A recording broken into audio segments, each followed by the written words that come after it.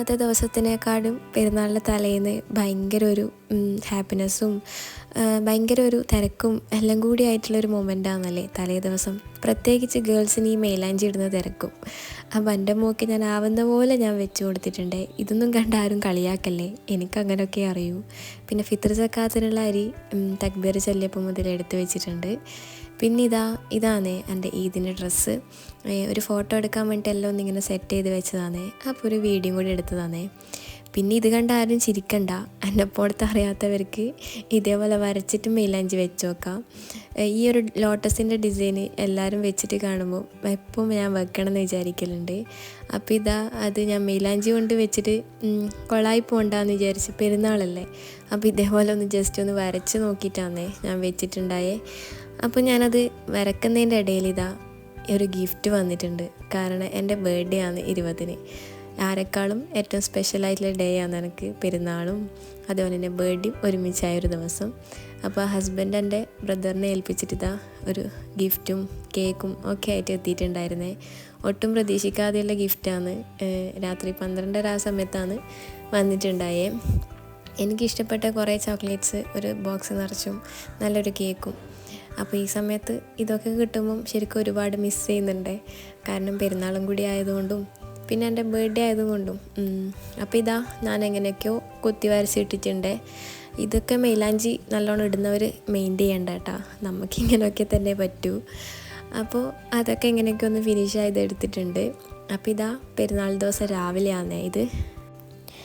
അപ്പോൾ ചായയും കായ്പോളി ഇന്നലത്തെ ലാസ്റ്റ് നോമ്പിൻ്റെ ആണേ. ഇനിയിപ്പോൾ നോമ്പിനുള്ള സ്നാക്സൊക്കെ നമുക്ക് മിസ്സാവില്ലേ, നമ്മളത് എന്തായാലും എല്ലാത്ത ദിവസം കാര്യപ്പെട്ടിട്ട് അങ്ങനെ ഉണ്ടാക്കുന്നില്ലല്ലോ. അപ്പോൾ എന്നെപ്പോലെയുള്ള ഗേൾസിനെ റിലേറ്റ് ചെയ്യാൻ പറ്റുന്ന കാര്യമാണ് അടിച്ചു വാരുക, തുടക്കുക, വീട് വൃത്തിയാക്കി വെക്കുക. അതൊക്കെ കഴിഞ്ഞാലേ നമുക്കൊന്ന് റെഡി ആവാനൊക്കെ പറ്റൂലേ. പക്ഷെ അതൊക്കെ നമ്മളെ എപ്പോഴുള്ള ഒരു ഹാപ്പിനെസ്സും കൂടിയാണ്, നമ്മളെ വീട് നന്നായിട്ട് നോക്കുക എന്നുള്ളത്. പിന്നെ അത് നമ്മളെ മെയിനായിട്ടുള്ള ഡ്യൂട്ടിയും കൂടിയാണ്. അപ്പോൾ ഇതൊക്കെ തന്നെ രാവിലെ മെയിനായിട്ടുള്ളത് എൻ്റെ പരിപാടി. നമ്മളെ ഉമ്മമാർ അടുക്കളയിൽ ഫുഡ് ഉണ്ടാക്കുമ്പോൾ നമുക്ക് ഇതൊക്കെ തന്നെ പരിപാടി. അപ്പോൾ ഇന്നത്തെ ഒരു ഡിഫറെൻ്റ് എന്ന് പറയുന്നത് സാധാ നോർമൽ കൈനെ കൊണ്ടാണ്. ഇന്ന് മൈലാഞ്ചിട്ട കൈനെ കൊണ്ട് തുടക്കുന്നു, അടിച്ചു വരുന്നു. അപ്പോൾ അത് മൈലാഞ്ചി നോക്കിക്കൊണ്ടാകുമ്പം ഇതിൻ്റെ ഒരു വൈബ്. അപ്പോൾ ചോന്നിട്ടുണ്ട് കേട്ടോ ചെറുതായിട്ട്. എനിക്ക് കുറച്ച് കഴിയുമ്പോൾ ഇതിനങ്ങാട്ടിയും കളർ വരും.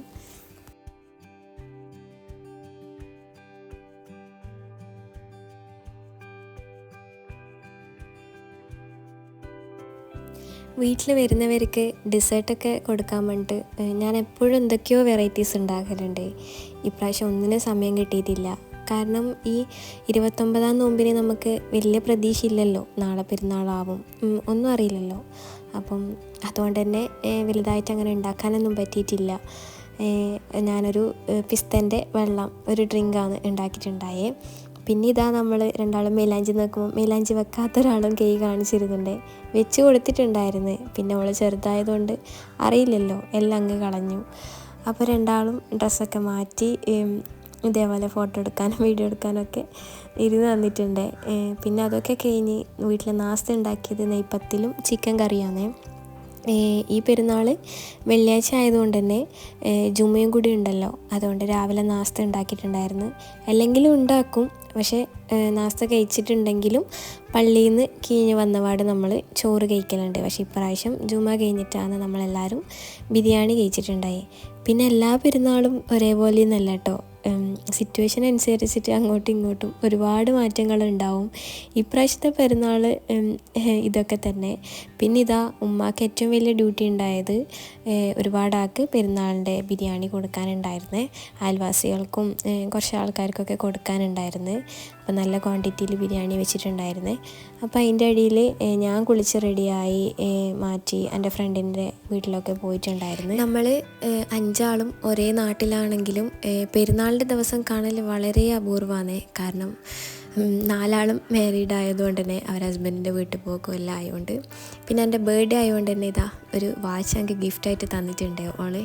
ഓള് നല്ല ജ്വല്ലറി ബിസിനസ്സൊക്കെ ചെയ്യുന്ന ആളാണ്. അപ്പം ഓളെ ജ്വല്ലറി ഐറ്റംസിൽ നിന്ന് എനിക്കൊരു വാച്ച് ഗിഫ്റ്റായിട്ട് തന്നിട്ടുണ്ടായിരുന്നേ. പിന്നെ ഇതാ അടുത്ത ആളെ വീട്ടിലേക്ക് പോയി എല്ലായിടത്തു നിന്നും ഡിസേർട്ടും ഒക്കെ കഴിച്ച് വയറ് ഫില്ലായിന് കേട്ടോ. അപ്പോൾ ഇവിടെ 2 തരം ഡിസേർട്ട് ഉണ്ടായിരുന്നേ. പെരുന്നാൾക്കല്ലെങ്കിലും മെയിനായിട്ട് ഇത് തന്നെയാണല്ലോ, പോയടുത്ത് നോക്കി ഇതൊക്കെ തന്നെ കഴിക്കലുണ്ട്. പിന്നെ ഇതാ എല്ലാം കൂടി കഴിച്ച് പിന്നെ എൻ്റെ ഫ്രണ്ട്സായിട്ട് കുറേ സമയം സ്പെൻഡ് ചെയ്ത് പിന്നെ കുറച്ച് കഴിഞ്ഞപ്പോൾ ഇതാ കുറേ ഫോട്ടോസും വീഡിയോസും അവരൊന്നിച്ചെടുത്ത് പിന്നെ ഇതാ വീട്ടിലേക്ക് പോയി നല്ല ബീഫ് ബിരിയാണിയും ചിക്കൻ ഫ്രൈയും ഒക്കെ ഉണ്ടായിരുന്നു. പെരുന്നാളിൻ്റെ ബിരിയാണി വേറെ തന്നെ ടേസ്റ്റാണല്ലേ. അങ്ങനെ ഫുഡൊക്കെ കഴിച്ച് പിന്നെ എൻ്റെ അമ്മായിമാരെ വീട്ടിലൊക്കെ പോയിട്ടുണ്ടായിരുന്നേ. കുറച്ച് ലേറ്റായിരുന്നു, അതുകൊണ്ട് എല്ലാ വീട്ടിലും പോകാൻ പറ്റിയിട്ടില്ല, പറ്റുന്നിടത്തൊക്കെ പോയിട്ടുണ്ടായിരുന്നു. അവിടുന്ന് നല്ല ചായയും കടികളൊക്കെ ഉണ്ടായിരുന്നു. അപ്പോൾ അമ്മേൻ്റെ സ്പെഷ്യലായിട്ടായ ഈ ഒരു സംഭവം ഒക്കെ നല്ല ഇഷ്ടമായിരുന്നു, സേമിയത്തിൻ്റെ ഒരു ബർഫി.